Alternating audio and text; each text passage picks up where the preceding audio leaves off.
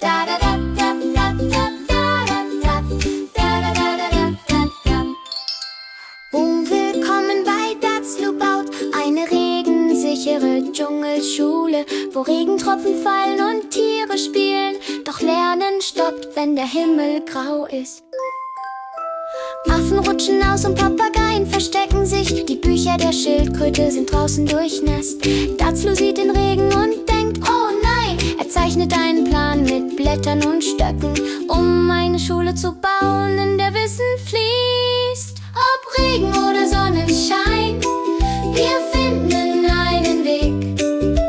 Dazlus Schule wird den Tag retten. Tiere lernen, Tiere spielen. Hallo, Santi, kein Regen wird sie mehr vertreiben. Affen heben Bambus hoch. Hey! Papageien reichen Blätter weiter. Hey! Die Schildkröte rollt Holz, Teamarbeit ist stark. Hey! Dazlu baut ein Dach, das den Regen fernhält. Gemeinsam vollenden sie die Dschungelschule. Ob Regen oder Sonnenschein, wir finden einen Weg.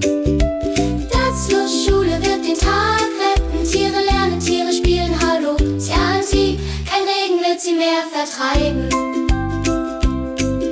Der Regen fällt wieder, doch alle bleiben trocken. Seiten werden umgeblättert und Lachen erfüllt die Luft.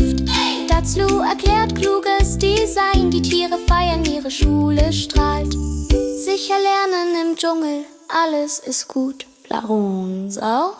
Ob Regen oder Sonnenschein, wir finden einen Weg.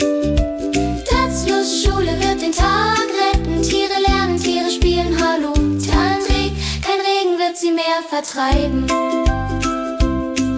Von schlammigen Pfützen zu einem sicheren